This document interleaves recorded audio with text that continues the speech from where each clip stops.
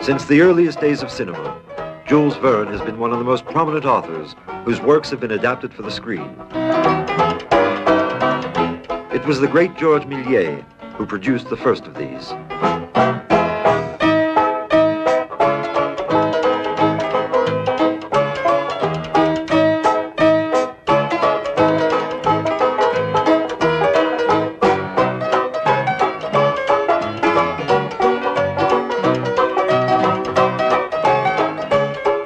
In 1907, the Spaniard Segundo de Chaumont directed the first version of Journey to the Center of the Earth.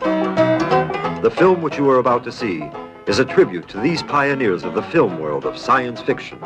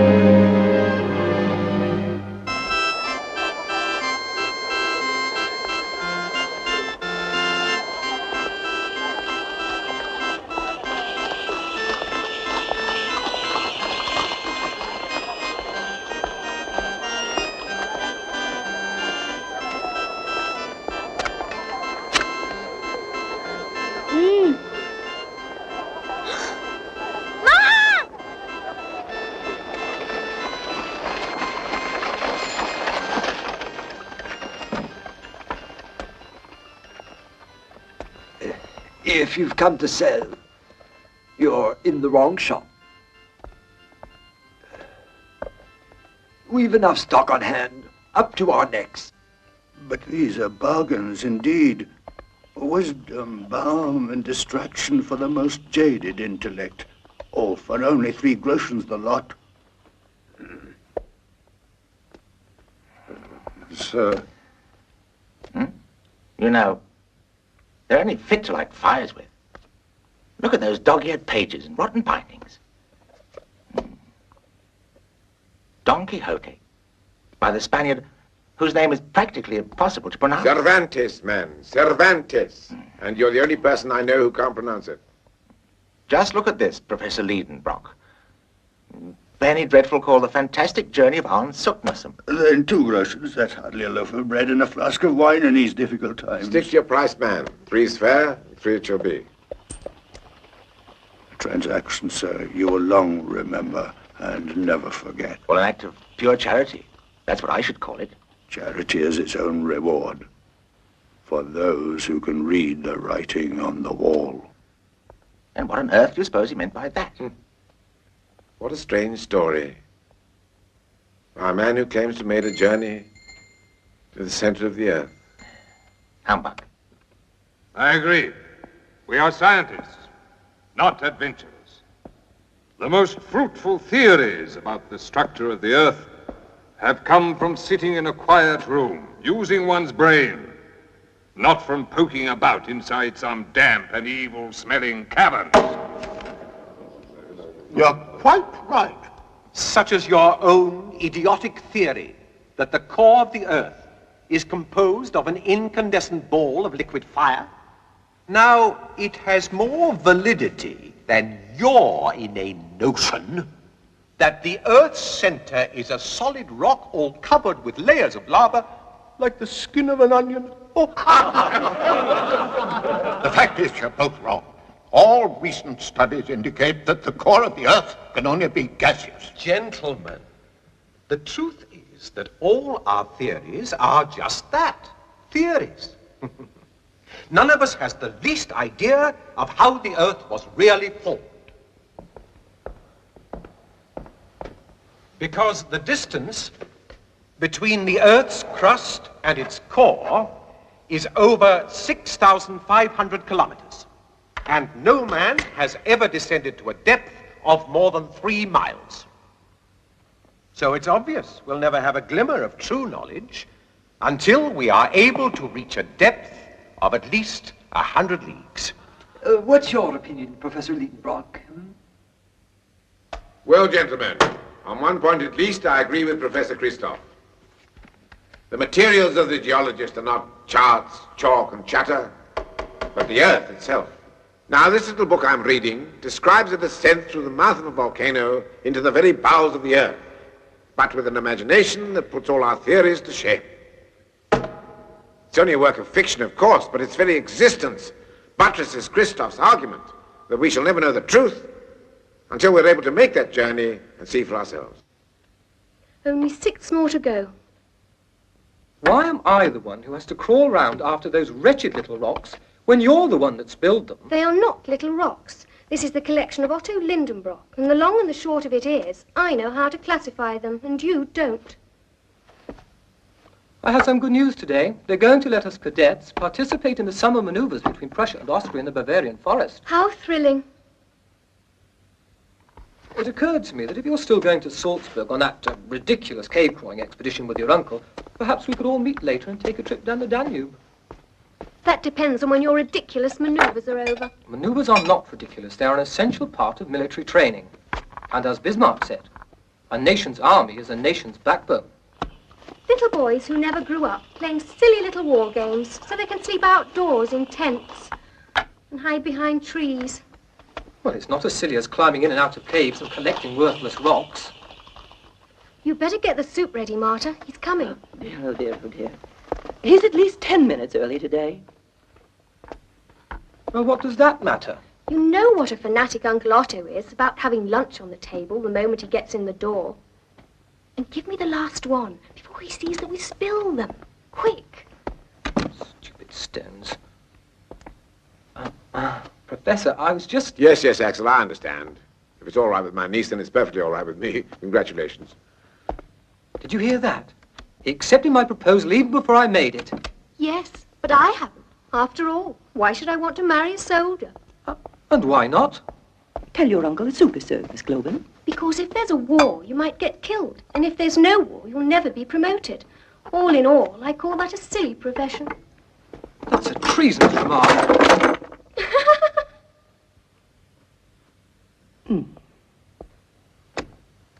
Lunch is ready, Uncle Otto. Ah, splendid.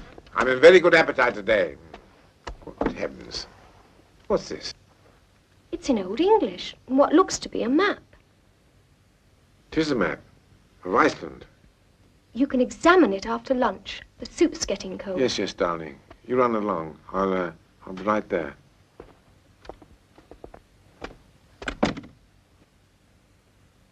We'll go ahead and start, Marta. No.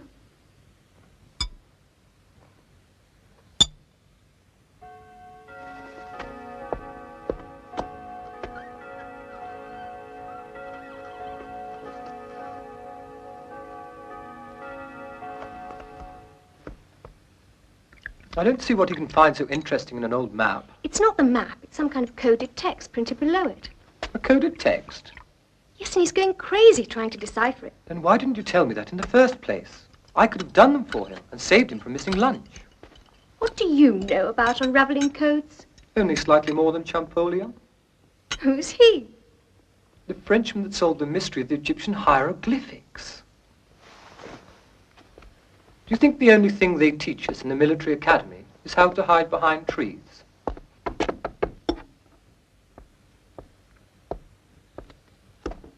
Oh, dear, dear me. 7 hours. And all we've managed to decipher is the signature.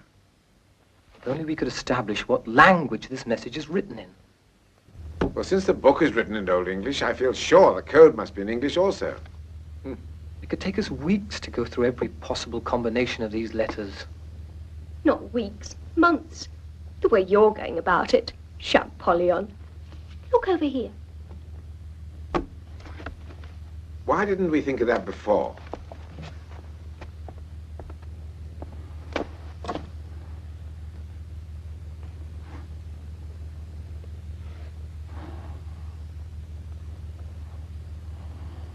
This doesn't work either.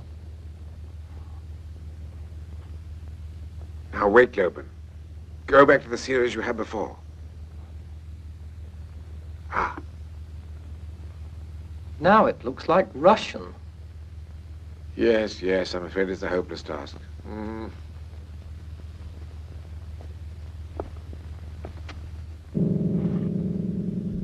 Well, I'll be... In the words of my distinguished colleague, Darwin, I'll be a monkey's uncle.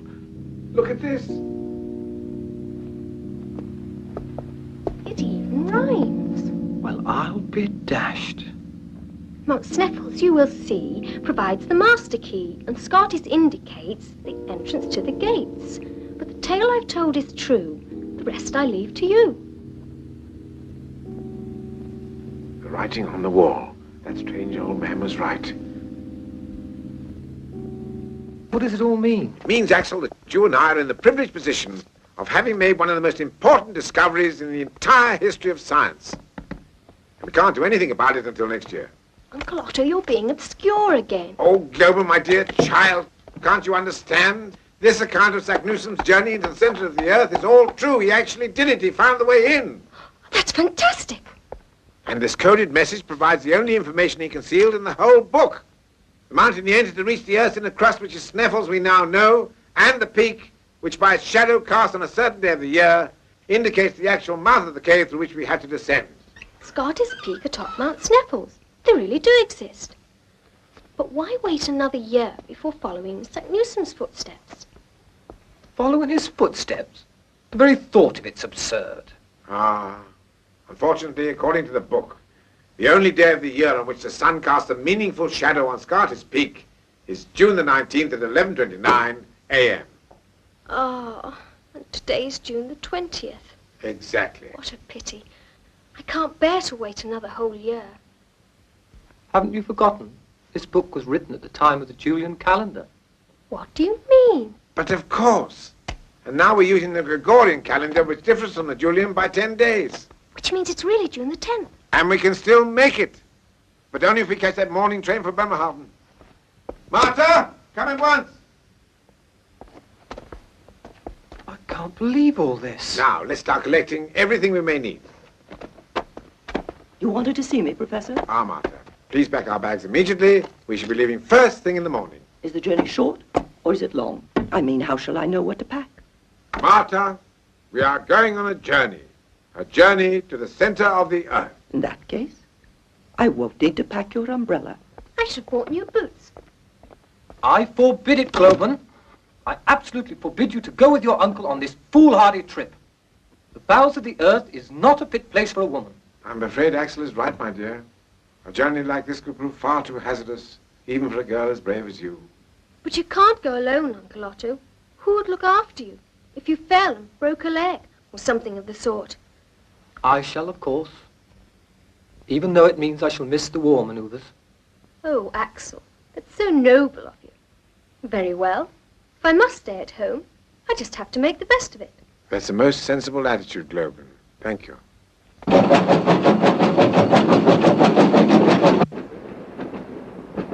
Poor Globan. She looked so forlorn waving goodbye to us there at the station. I miss her already. Yes. I know exactly how you feel, my dear boy. But you're perfectly right in forbidding her to come along. After all, what possible use could a woman be on an arduous trip like this? Tickets, please. Give them the tickets, Axel. But I don't have the tickets. You must have them. What? Globin always looks after things like that. Didn't she give them to you? But I, Professor, I don't think we bought any. Good heavens. I think I've forgotten to bring the money as well. Never mind, I have enough for... Well, I'll be dashed.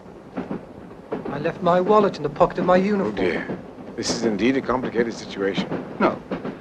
There's nothing complicated about it. You either pay me now, or you get off at the next station. We can't do that, ma'am. We'll miss the boat to Reykjavik. Globin! Globin! You two would forget your own two heads if they weren't screwed on. Oh.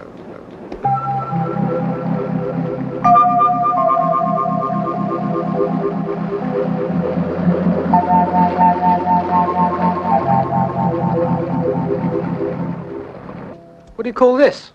It's a grabometer to measure the density of certain gases. Do you know how to use it? Globin is as familiar with the instruments as I am. You, Axel, a more important task. You are going to keep a diary of our daily events. You can rely on me for that, Professor. The first problem is where to find a porter. We don't know anybody in Iceland. Oh, yes, we do.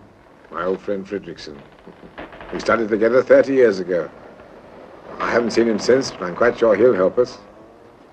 But where on earth are we going to find him after all these years? Oh, that's easy. He haunts museums the way ghosts haunt houses. Unless he's changed his ways, he'll be at the Museum of Natural History. While the two colleagues were recalling old times and discussing the subjects of mutual interest, Globin and I passed a very instructive morning going through the exhibits.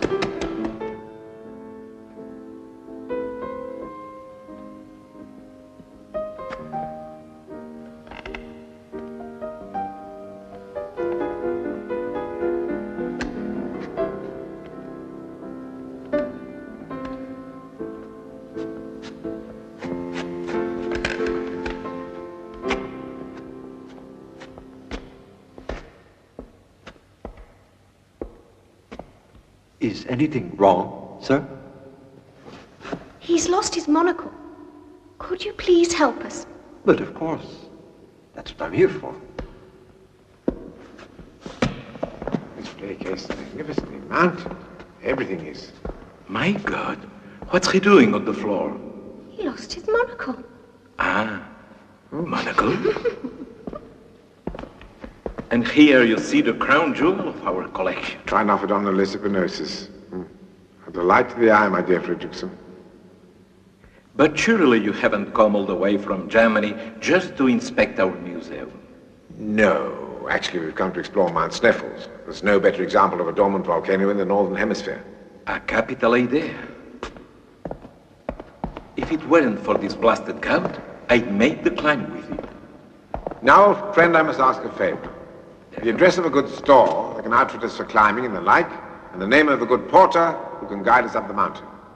The first is easy enough, but the second is next to impossible, I'm afraid. Impossible? It's a herring season, you know, and every able-bodied man in Iceland is either out in the boat or home mending the net. Can you wait for a couple of weeks? Must be without fail. No later than tomorrow. Oh. Well, we've no use for tents anyway, so it doesn't matter. Where do you want it? Over there. Make up your minds. This weighs a ton. Here.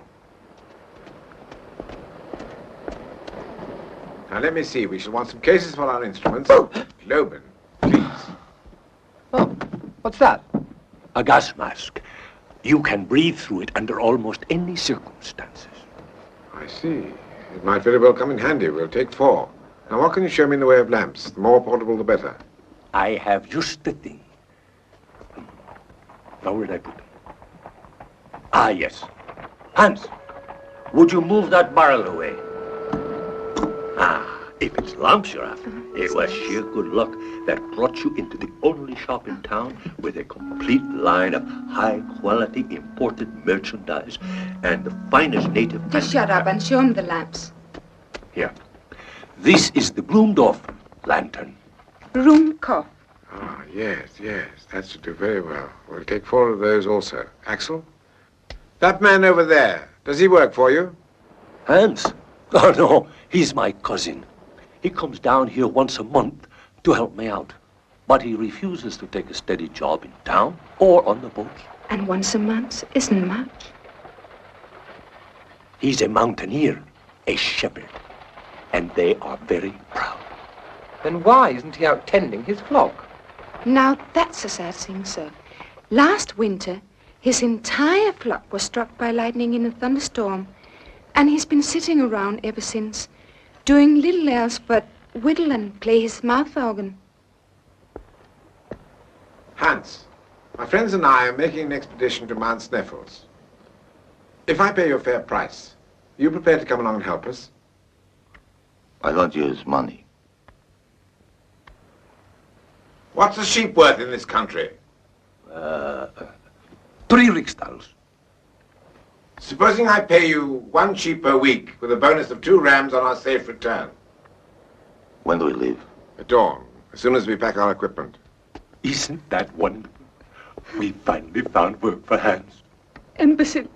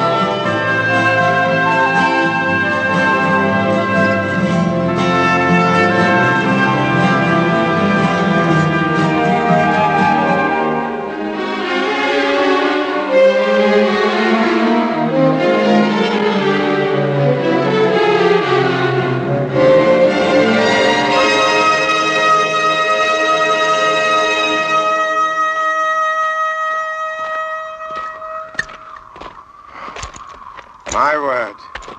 Mount Sneffels. Look at that What view. a lovely sight. This view alone makes our journey worthwhile. See those white vapors rising from the floor of the crater? If an eruption were imminent, they'd be twice that size. How long, Professor, do we stay down there? Hans, I was going to tell you this later. Fact is, we're going much deeper than the floor of the crater. We are going to descend into the very bowels of the earth. Now you can come with us, or you can go home. But I must warn you, we may be down there some considerable time.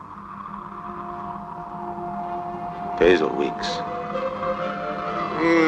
More like weeks. Weeks means sheep. I'll come. Thank you.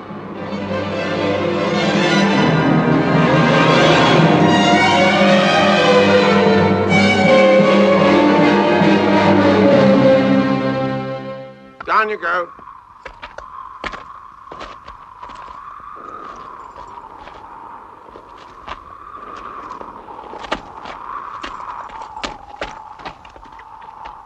It's deeper than I thought. Then don't look down. As soon as we had located Scarter's Peak in the bottom of the crater, Hans began the descent. followed by the Professor and Globen. I brought up the rear, in case anyone might need assistance. Here it is. Hans, bring the baggage! The line of the shadow, perfect. Look! A.S. Arnsuk Newsom. This proves he's telling the truth. I never had the slightest doubt, dear boy. Never the slightest doubt. Hans, the ladder, here. Just here, fine.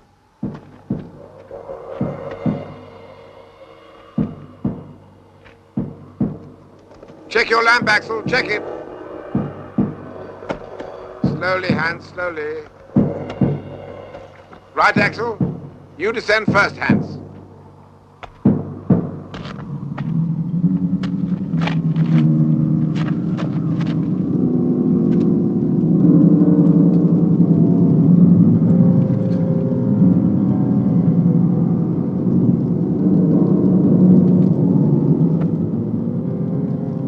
For the first time, I am beginning to think that Arnsuk Newsom's story could be true, and that what had seemed to be, in principle, only a routine excursion has now turned into an exciting adventure, although a bit risky, especially for those who have not had the good fortune to receive adequate physical and mental preparation.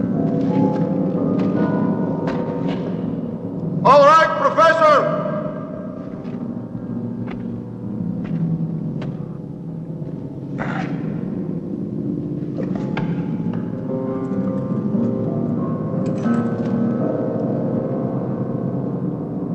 It's deeper than it looks. When your turn comes, you must be very careful, Globen.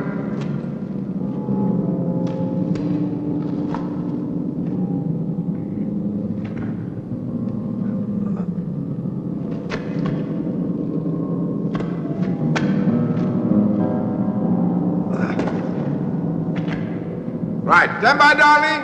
Right, come on down.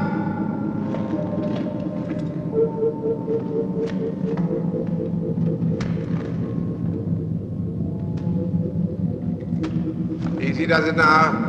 Easy. Right.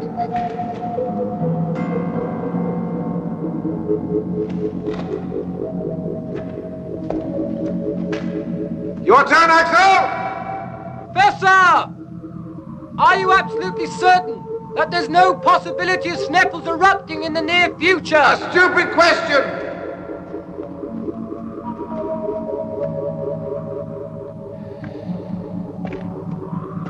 Well, once more under the breach, dear friends.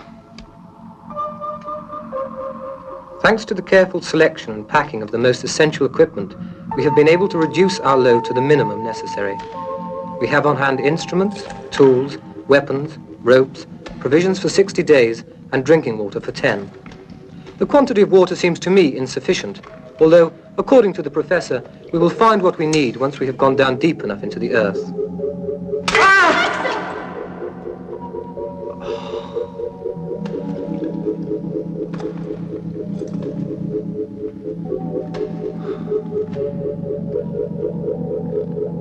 Hans, you lead the way.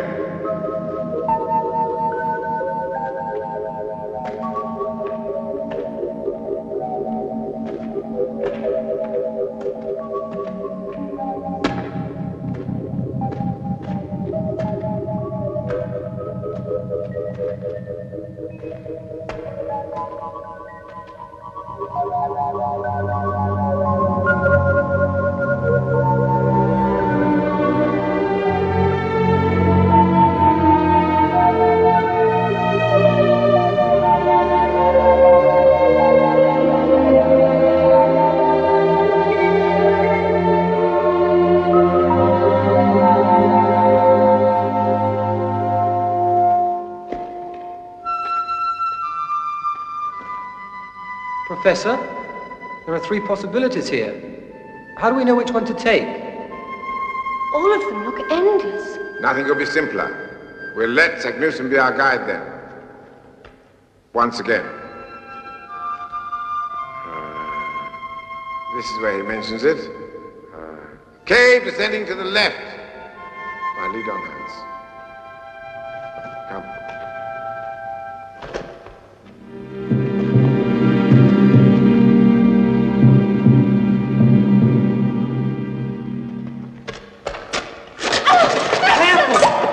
we've lost the water!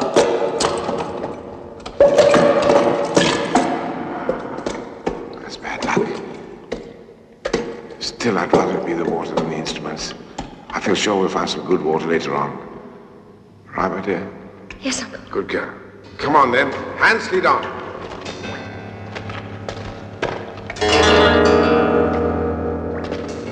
How much do we have left in our canteen? Only enough for the rest of the day. I was going to fill them this evening. I should think it must be sundown by now.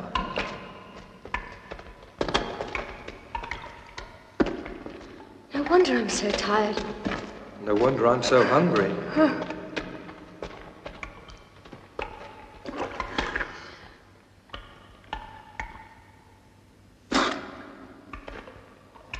It's bad. Well, don't be too downhearted. We'll find good water soon, I feel sure of it. Now then, Globin, some readings, please. Temperature, barometric pressure. Humidity, 95%. And the thermometer reading, 7 degrees centigrade. No wonder I feel chilly.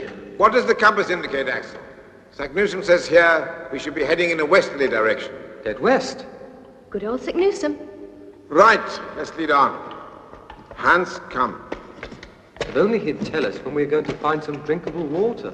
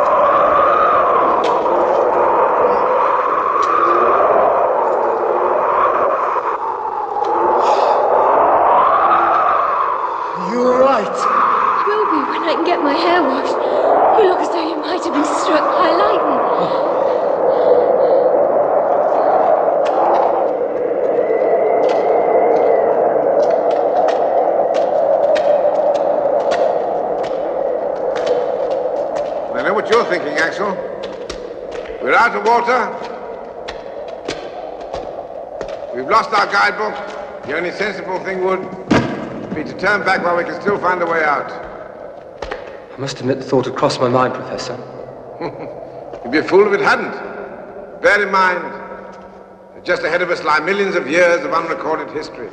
Are we going to ignore that and turn back, or do we go on? I propose that we take a vote. All right, Globin, you start. Do we go forward like civilized creatures, or do we turn back like cowards? You know, I wouldn't ruin your picnic, Uncle Otto. I say forwards. Thank you. Axel?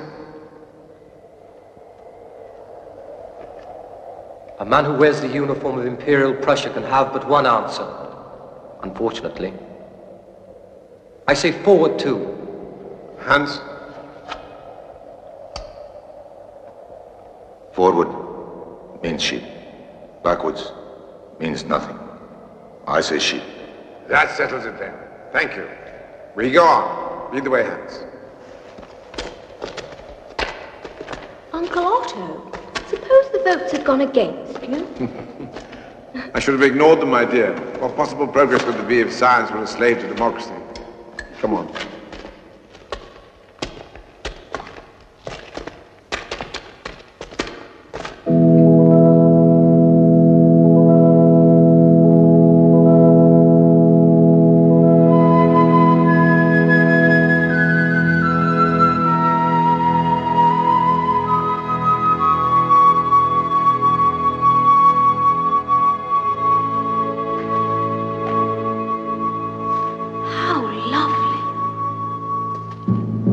Uncle Otto, is that you?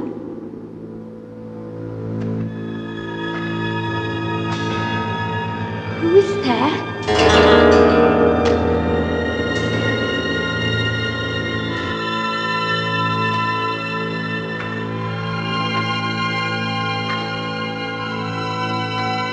Who's there?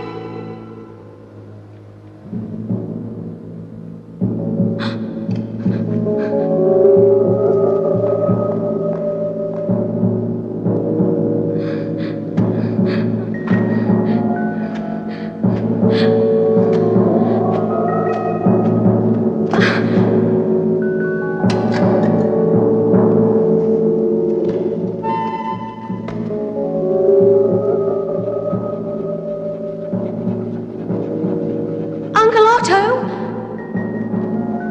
Axel? Hans? Who is that? Who's there? Axel!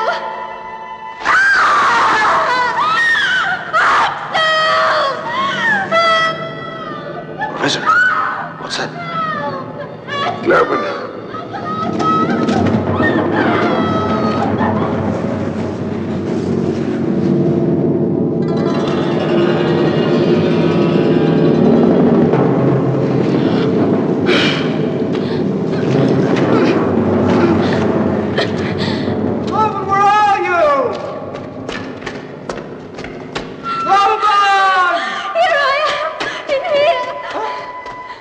What's happened to you?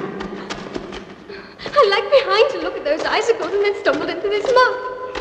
Well, that much I can see. And the most incredible thing happened. Just as I was about to go under, someone appeared and pulled me out. That's absurd. There's nobody here but us. I tell you, I felt a human hand pull me out of there. Fantasy, my dear child. Some sort of tactile illusion. You saved yourself by clinging to that rock, which has the rough shape of a human hand. And the figure I saw hiding behind a rock. I suppose you'll tell me that's an illusion also. Undoubtedly. With the disorientation, the lack of water, all of us are under considerable strain. Uncle Otto, I tell you, I saw someone. A common illusion, known to geologists the world over. From now on, you must stick closer to us.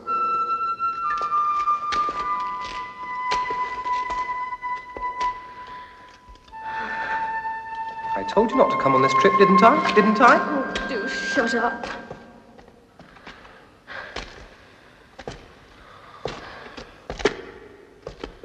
Which way now? We're confronted with another choice. Yes. Now what?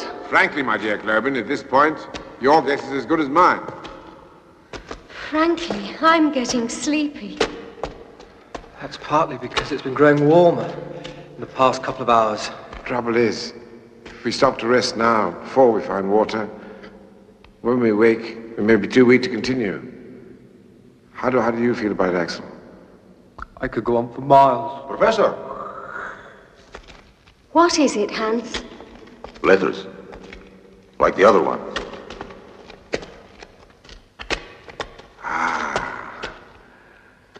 Old Sack Newsom coming to our aid once again. Come on, all you, cheer up. He must have had the same problem with water as we have. Maybe he didn't spill his. Listen, did you hear that? It sounds like voices. Human voices. What can it be? I've no idea. It must be voices. Nonsense. Isn't it at least possible that somebody else might have found a path into the Earth, the way we did? It's a possibility, of course, but an extremely remote one. I suppose that's known to geologists the world over as an acoustical illusion. Perhaps they're animals of some sort. It could even be dangerous. Quiet, all of you. Try not to make any noise. Hans, you lead. Clover, here. Shh.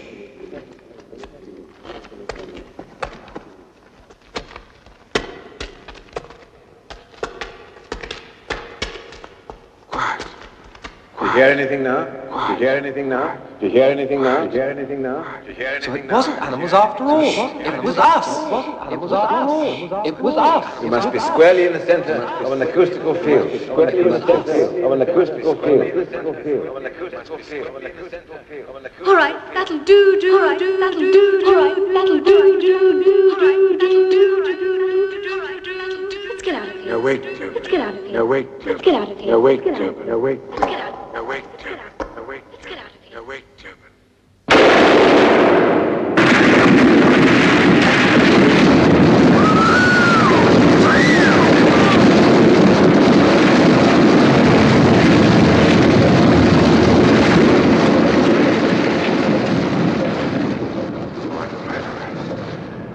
I should be safe enough here.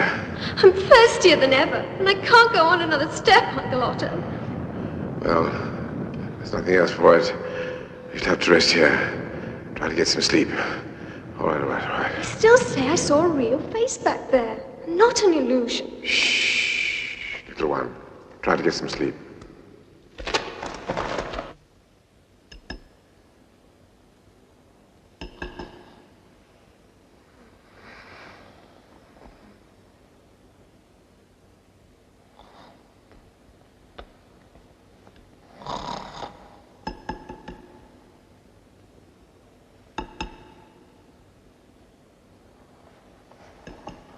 Hans, where are you?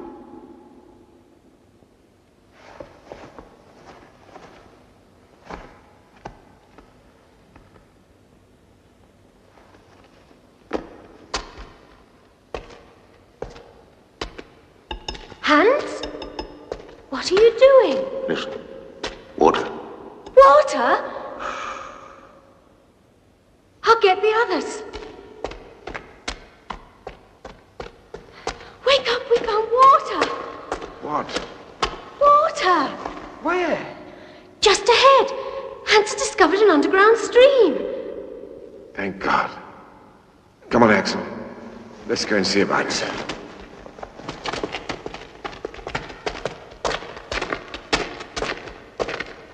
Here. Right here. Yes, no doubt about it. There's water.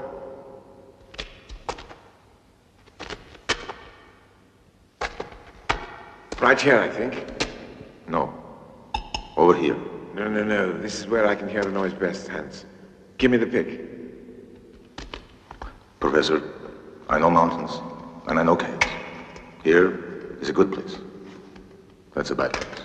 Hans, as a professor of geology, I also know about caves and mountains and how to break through them when necessary to find water. Stand back.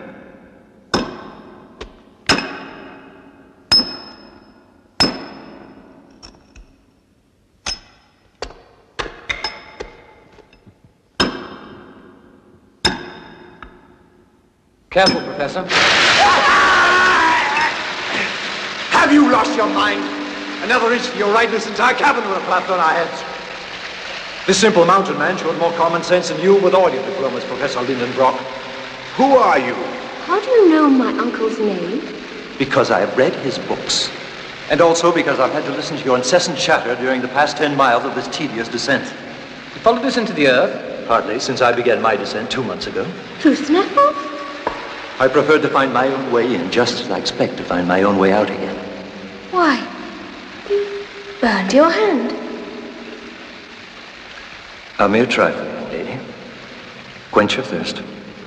You're doing scientific research, Mr. Olson. Simply call me Olson. Like any civilized man, I include the natural sciences among my hobbies. But naturally, I also refuse to let their so-called laws limit my outlook. Well, now that our paths have crossed, it would be sensible to travel together. You are welcome to the benefit of my experience. I think it should be made perfectly clear that this expedition is led by Professor Lidenbrock and none other. My dear boy, my own interest lies in the acquisition of knowledge itself, and not the accumulation of dusty academic honors. Did you ever hear such insolence? How I'd love to have him for just one day in my drill platoon. Don't be pompous, Axel. Now at least we have something to drink at last. Why don't you wait till it gets cool? Apart from the fact of calling himself Olsen, and that he obviously belongs to the human race, we have learned very little else concerning this particular individual. All that we really have determined is that his only equipment consists of a mysterious metal box. His strange and startling materialization was largely forgotten, however, in the general delight resulting from the discovery of water, which from this moment on we encountered in great quantity.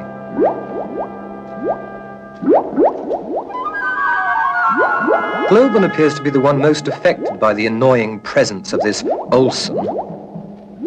I'm afraid we've taken a wrong turn and lost the others. How tedious. At least we're alone for a change. If you're referring to the absence of Mr. Olsen, I must say I find that of no great comfort. Well, I think he's boring, conceited, and rude. Yes, but who cares anyway? Who cares what he's like when he has such interesting eyes? Well, if that's all you could say...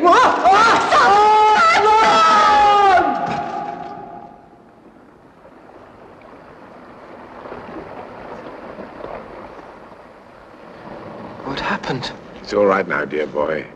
The worst is over. Globen? Not a scratch on her. In fact, she's out there having a swim. Come on.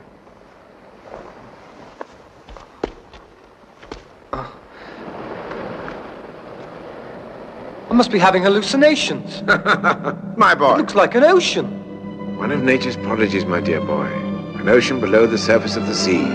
Fresh water, too. I can hardly believe my eyes. The enclosure you see above us is nearly a mile high.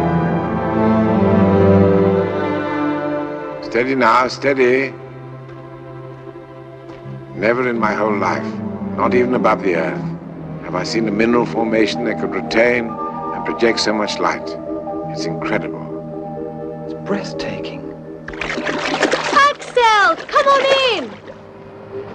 Axel, come on! The water's beautiful! Go on in the water, go on. It'll do you good. Do you know you've been unconscious for nearly 2 days? Mind your head. No wonder I feel groggy. How's the raft coming along, Hans? Soon be finished. I hope that fossilized wood floats all right. It will float. Well, if it doesn't, I scarcely know what course to take. Here I come! Do look silly! Come on in, Axel! I'm coming to get you! Cold, isn't it? It's not that cold. Come on, I'm coming to get you! Look out now, here I come! Here I come!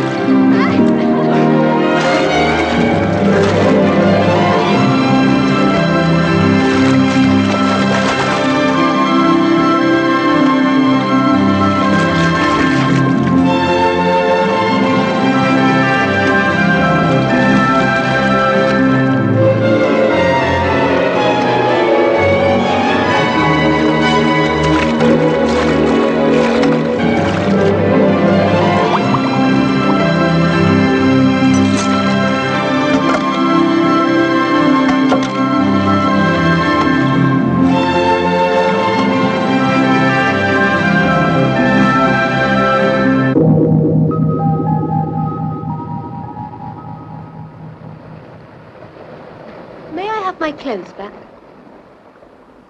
Sorry. Olsen, who are you really? Where do you come from?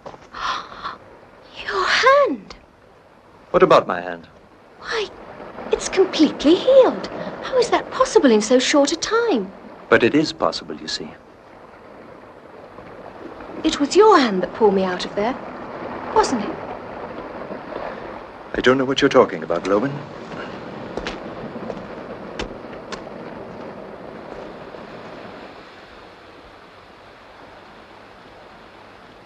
Do you really think it's going to be safe enough to sail in?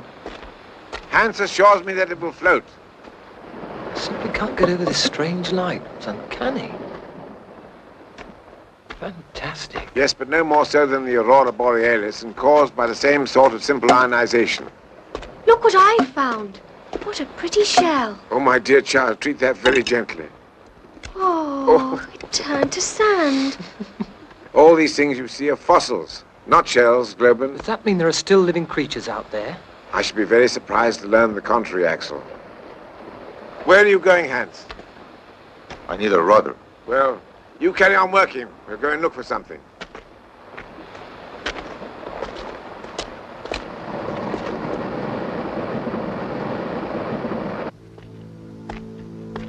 Good heavens. They look just like giant mushrooms.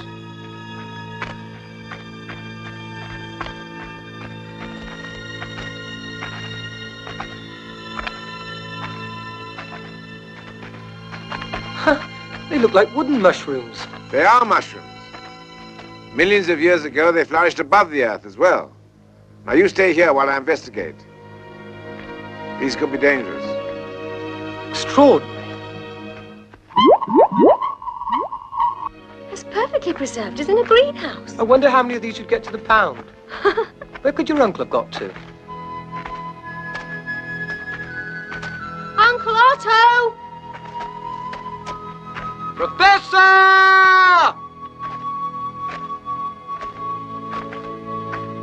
Uncle Otto! All right, Axel Globen. You can join me now. But take great care. I'll explain presently. Come on. Walk gently. Why? It looks innocuous enough. Innocuous it is not. That pollen can be fatal. If it falls on you, it can cause histoplasmosis. You see that sort of red dust on the top of them? It's dangerous. As I've already said, can be fatal. Now, we must get away from here in case a breeze springs up and loosens it. Now, whatever you do, don't touch the mushrooms. Ready? Run for your life! Out of here!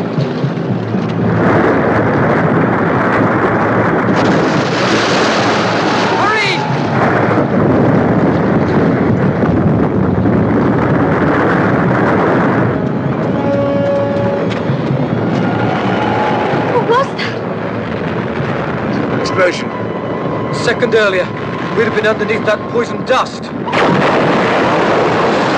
Boss, come on.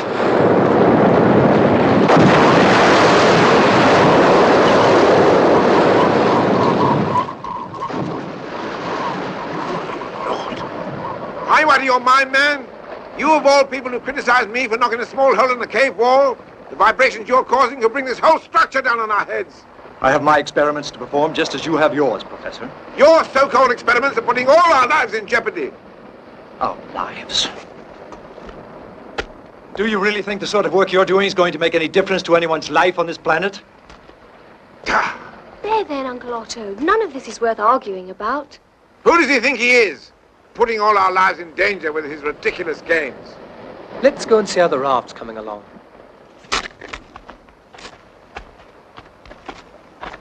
Hello, Hans. I found a rudder. Well done, Hans. How soon do you think you'll be ready to launch her? Soon enough. Splendid. You work very well.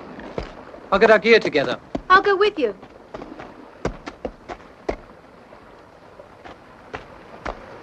How do you feel? Oh, much better now. What are you doing? It's incredible. What? Yesterday you had a deep gash on your forehead. Wounds apparently heal much faster here. Ah, then what a fine battleground it would make. Idiot!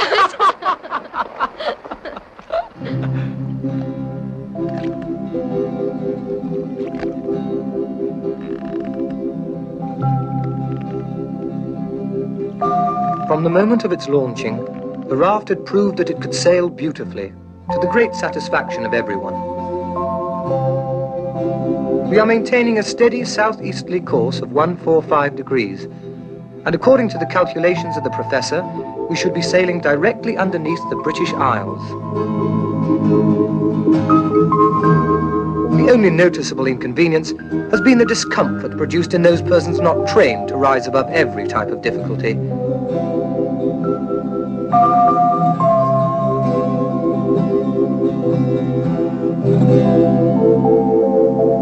Today we received a welcome surprise. Think it's a light? I got it! I got it! Axel! What? Give it to me. Give it to me! Good girl. A shark.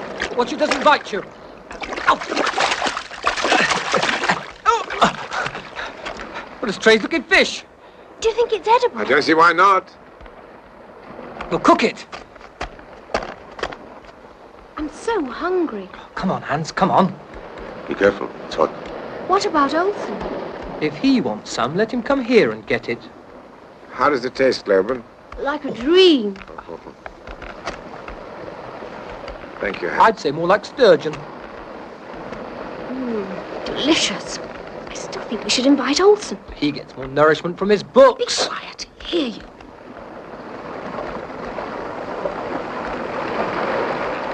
It's growing warmer here.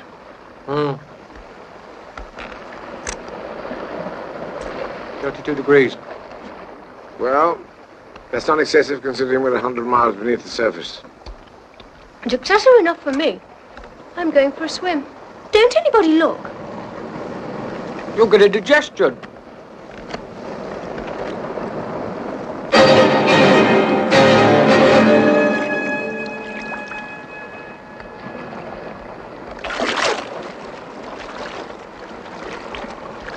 Axel, the water's wonderful. Come on. Come on Don't in. go too far from the rock. Cold. Axel, come on in. It's wonderful. I've work to do. Take down this sounding, Axel.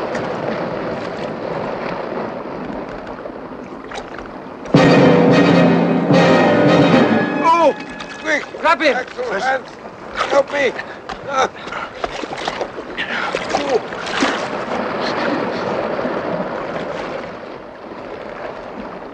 Look, teeth marks. Good heavens. Steel bitten right through. Look. Monster! Come back!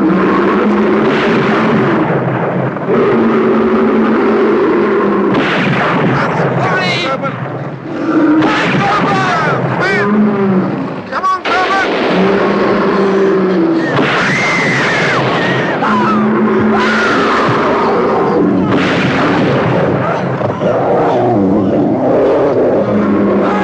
Another one, Hans! Corbin! Hurry! Hurry! Right, try and get the rope, Corbin! Come on, swim, go! Yeah, my hand. All right.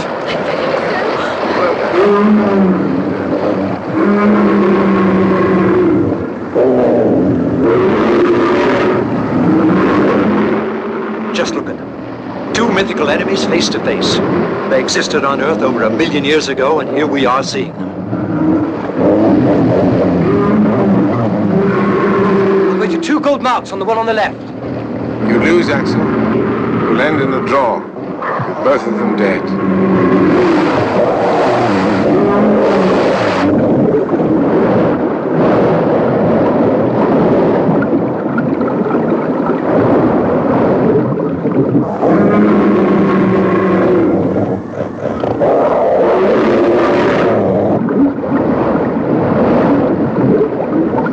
Give me the rifle, Hans. We've got to get out of here before the blood attracts other monsters. Pull the sail down. Quickly. Get the oars out.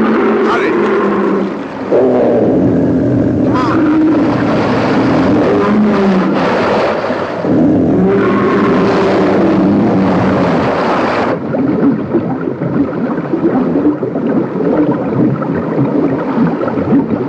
Get the oars out.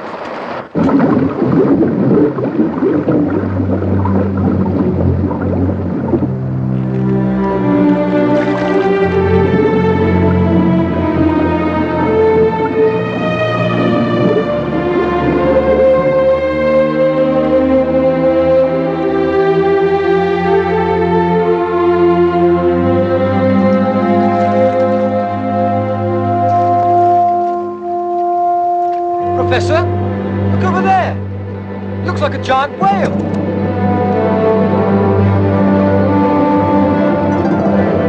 Looks like an island of some sort. Shall we go and visit him? Indeed. Perhaps we shall find some significant fossils there. Hans, steer towards it.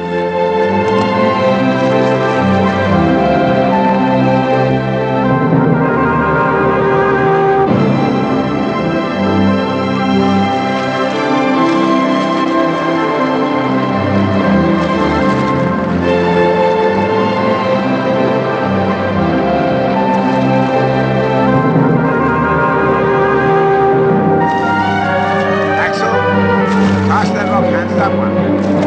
Come on, Peter. Help me. I'm coming.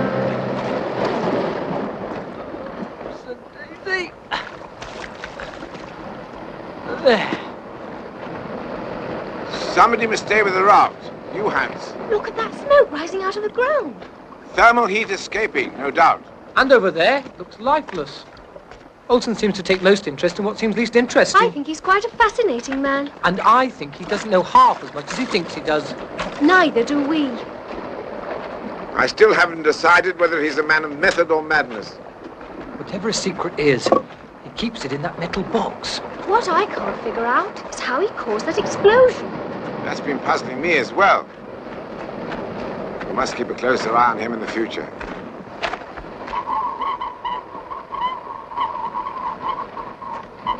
What strange rocks. Look over here, Professor. A battalion of giant tortoises. What an incredible sight. Fossils of the giant tortoise. They must have been here for centuries. Amazing. What a pity they're all dead. Better they are. It could be dangerous.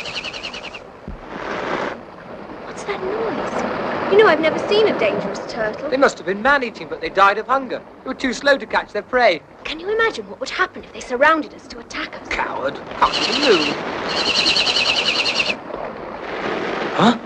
It moved. I swear it did. Why? It seems to be alive. It's astounding. They're not fossils, they are alive. They must sense some natural catastrophe. Back to the others, quickly. Come on, Groban, quickly.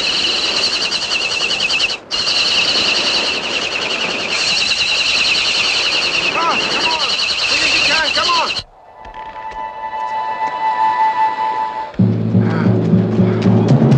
Get aboard, Olsen.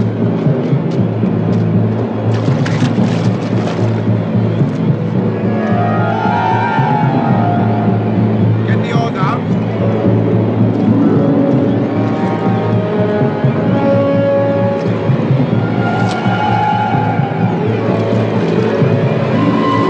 Keep a steady hand.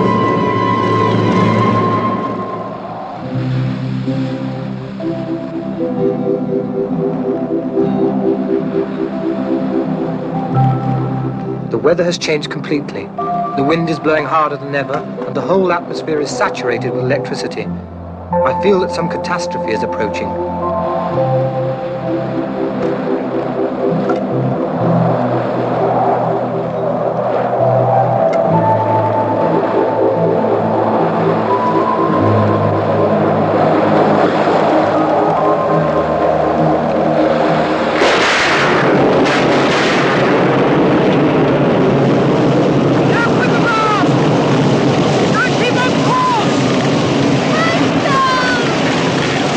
Keep on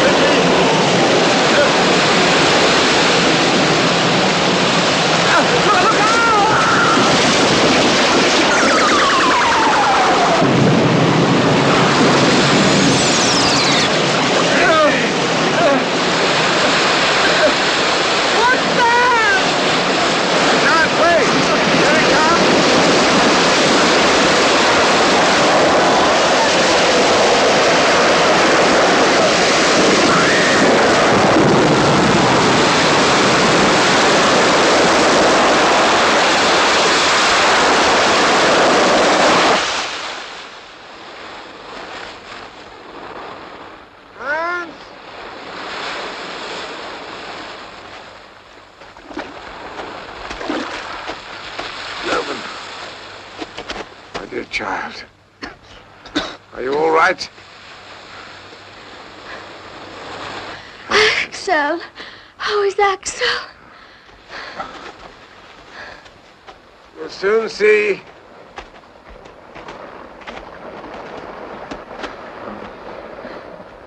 How do you feel, lad? Globan. Where's Globan?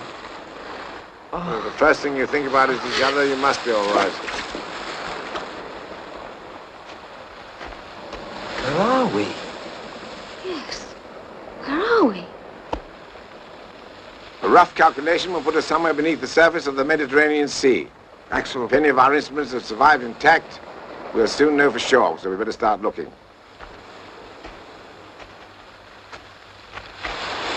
What about Olsen? Yes, I forgot all about him. Have any of you seen him? Anywhere? Nowhere. But I found these. Huh? Look at this. Ah, smashed. What's the matter, Uncle Otto? Look at this mess. Raft all smashed to pieces. My precious instruments broken. We don't even know where we are. It's enough to make any man despair. It's not your fault, Uncle Otto. Under the earth, you have to expect the unexpected. Yes, you're right, my dear child. As always, you're perfectly right. Nothing is going to prevent me making this appointment with history. That's more like your old self, Uncle Otto. Look, Professor. Olsen's book survived the storm. That's peculiar. It's an Attic Greek. All about time and space. Never mind the book. Let's go and look for its owner. Well, for heaven's sake, don't get lost. And be careful.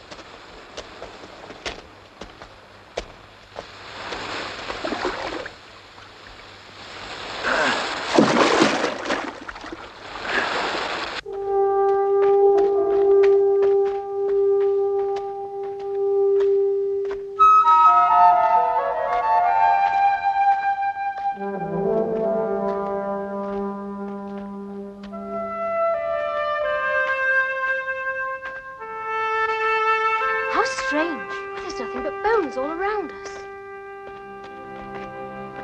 We've discovered a prehistoric cemetery for animals, apparently. What's that? Femur of some kind of primate, I should think. Prehistoric graveyard or not, how do we know that some of these animals might not have a few living descendants round here? Look over there. Dinosaur's teeth. We must take samples back for Uncle Otto. It's a molar with a cavity.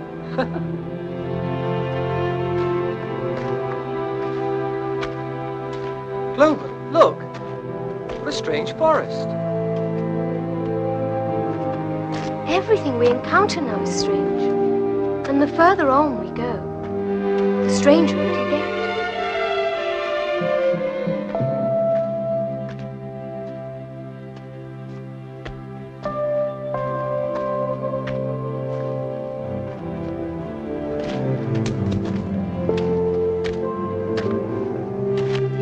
Like a dream. Yes, I think we've come far enough. I just knew you were going to say that. Now look, we've come deeper and stayed longer than anyone else in history. We've more than paid our dues to science. Axel, what do you want? I want to convince your uncle that we should look for a way out of here. But why? It's unlikely we'll come back, you see. So I want to marry you. That's why. Oh, Axel. A prehistoric boneyard's no fit place to bring up babies. Babies. Oh, Axel.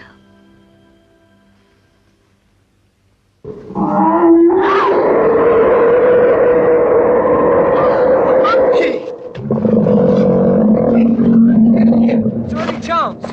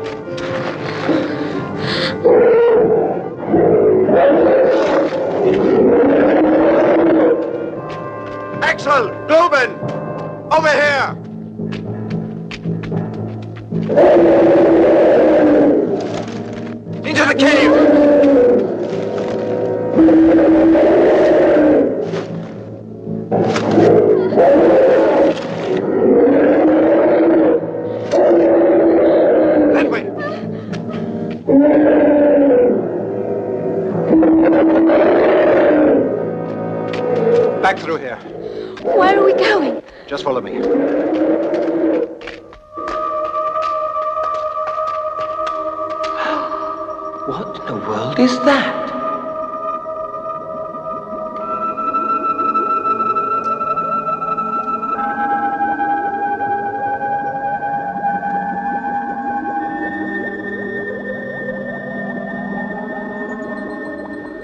Why, Olsen, all those. Better not to ask, love. Certain concepts are not yet within the range of human comprehension. I simply can't believe it. Just a moment. Now look, you must make a promise not to say a single word to your uncle about what we've seen here, because then he'd never want to leave. I promise. I promise. All right. Come along.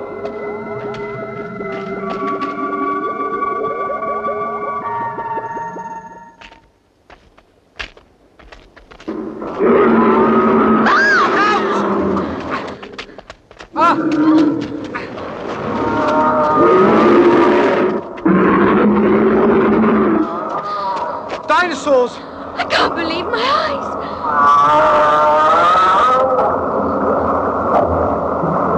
We'll have to return the way we came.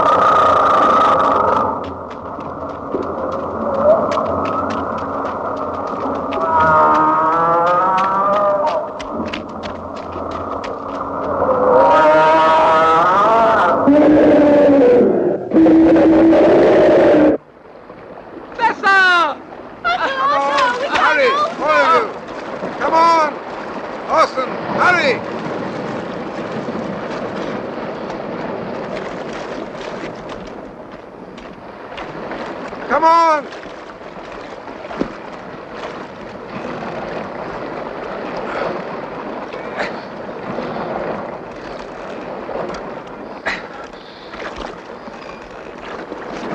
And thus we continued our adventure on the subterranean sea.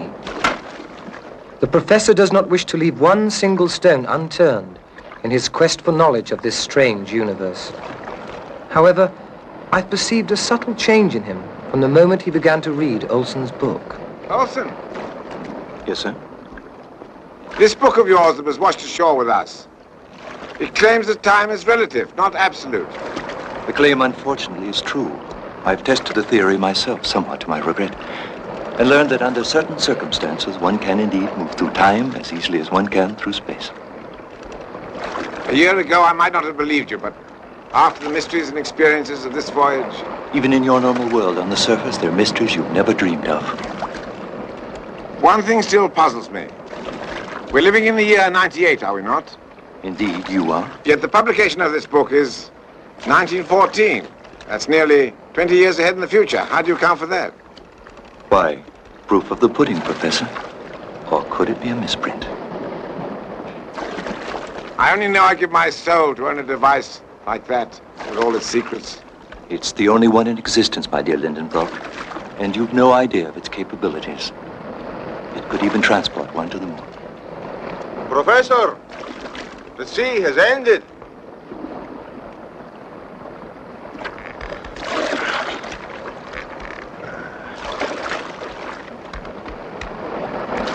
What is it?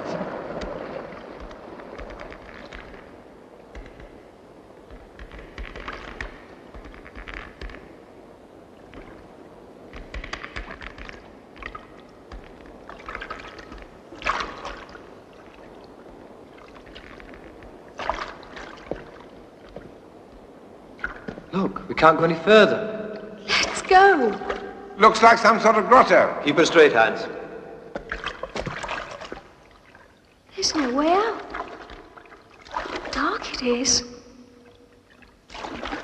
We'll never find our way out of here. Then we'll have to turn back. Turn back? Never. Try and secure it to that rock, Hans. Take the lamp. Steady, Glavin. These rocks are very slippery.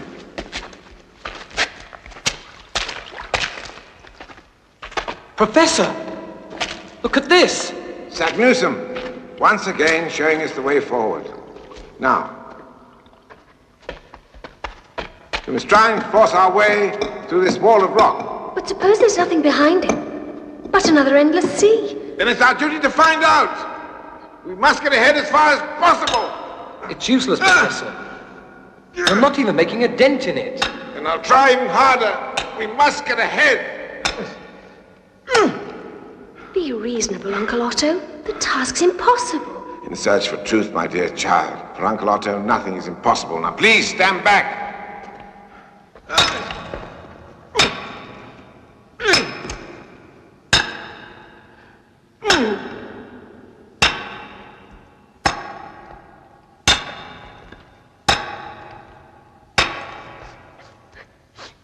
Uncle Otto!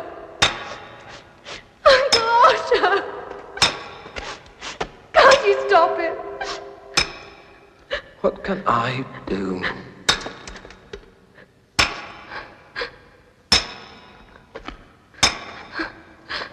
Olsen, only you can get us out of this plight. Do something. If you wish. Professor. Professor! Your dedication is admirable. But this is a task that I alone can accomplish. Get back on the raft. What are you going to do? Keep the raft as far back as you can from this point. This will only take a few moments.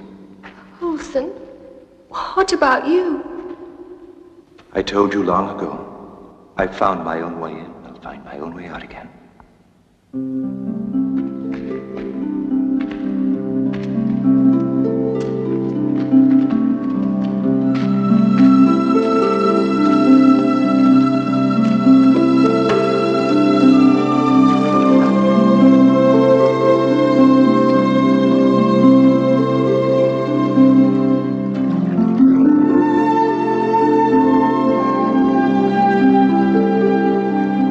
Godspeed.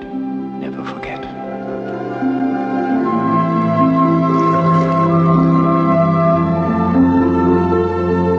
I'll remember you, Olsen.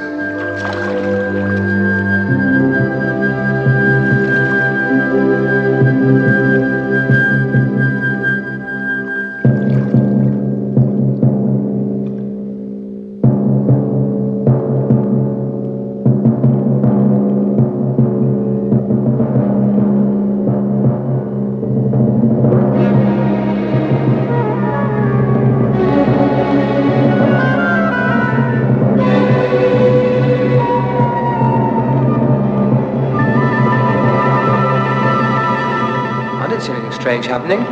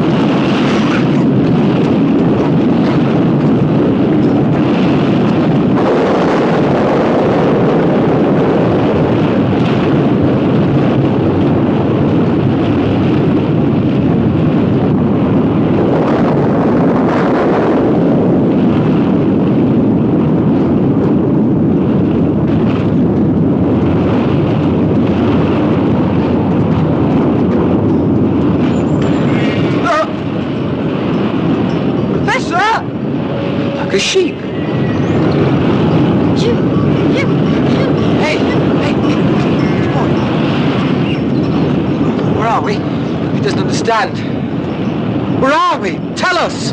Try other languages. What's India? What's India?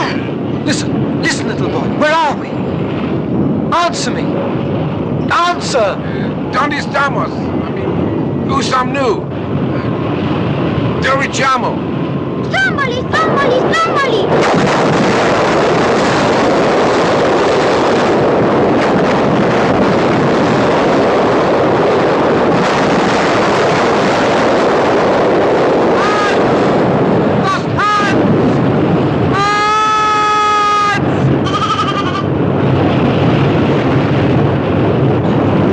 Come on, Hans. We've very got lava.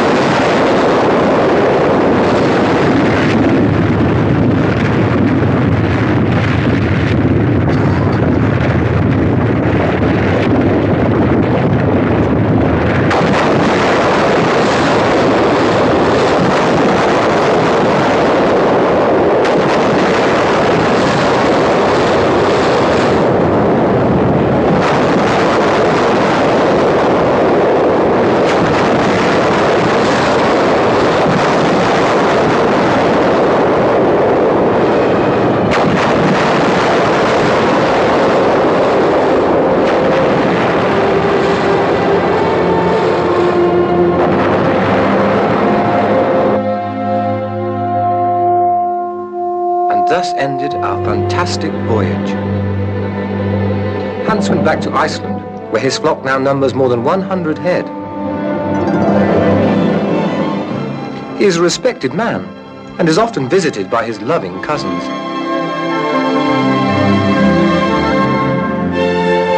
Globen and I have undertaken a new adventure, that of matrimony.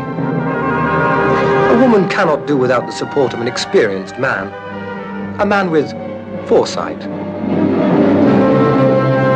As for the professor, he continues to visit the old bookshop, with who knows what remote expectations in mind. Morning. Good day, Professor. Somebody left this parcel for you.